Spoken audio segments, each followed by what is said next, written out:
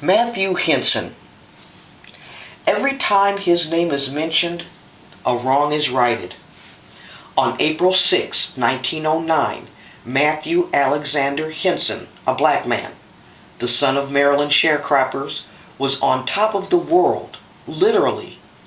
This was the day that he and Robert Edwin Perry, a white man, along with 4 Inuit aides, became the first people to set foot on the North Pole. Mr. Henson had been indispensable to Perry for years.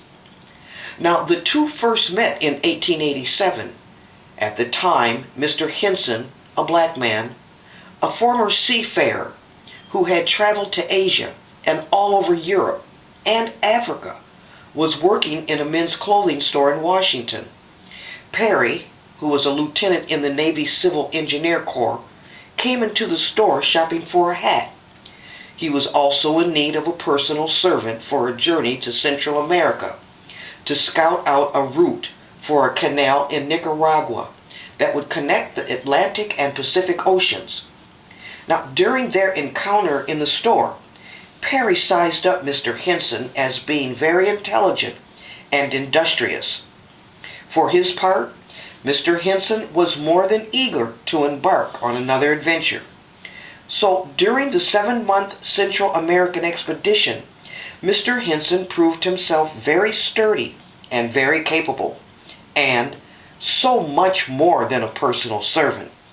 And Perry asked Henson to join him on a journey to the Arctic. Between 1891 and 1906, Perry led several expeditions to the far north. Triumphs included reaching the north point of Greenland in 1892, and proving that Greenland was an island, and coming within 175 miles of the North Pole in 1906.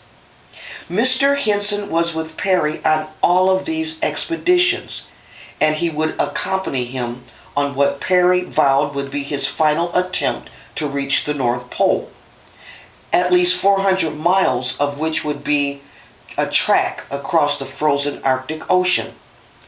As before, Henson was the only black member of Perry's expedition, which set sail from New York City in early July 1908.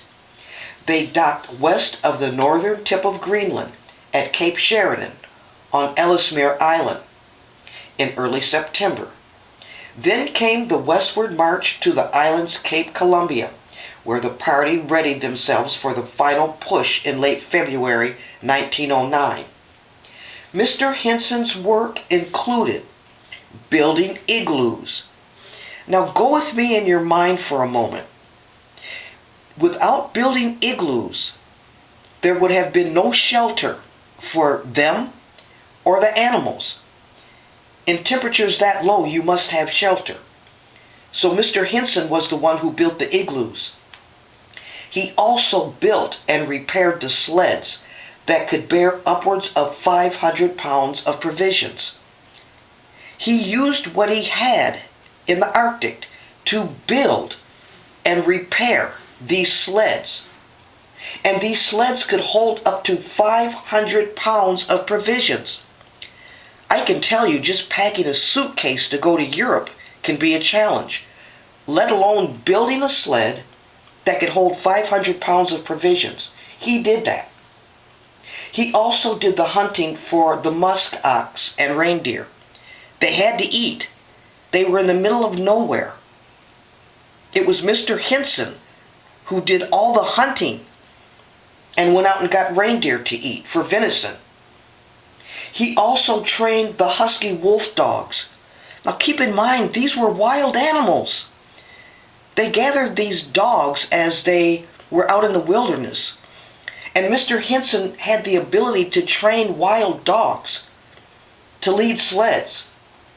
He also broke trails with the pickaxe. These were uncharted areas, uncharted territories. He didn't have bulldozers or snowblowers. He had a pickaxe. And he broke through ice with a pickaxe.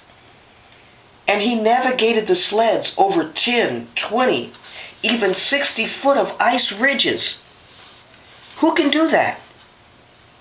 So as you can see, Mr. Henson did all of the work necessary for survival on that expedition.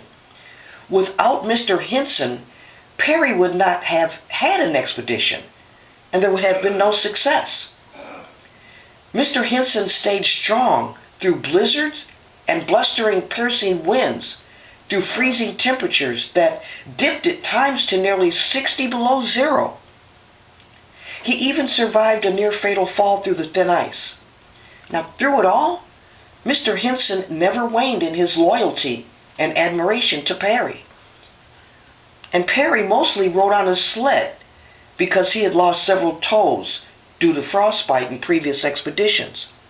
So Mr. Henson walked, and Mr. Perry rode on sleds.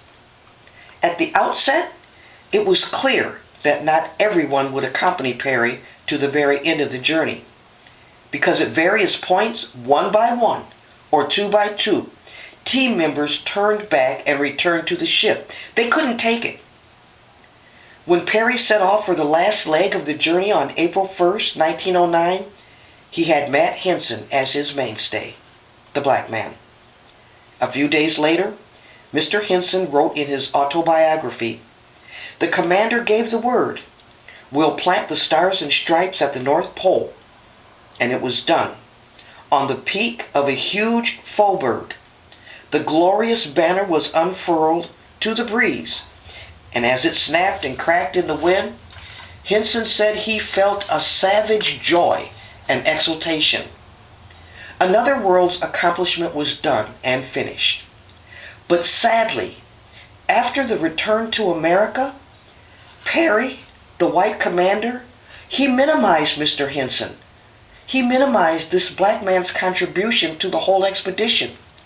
You see, Perry resented Mr. Henson, and he even tried to stop Mr. Henson from speaking engagements on the subject.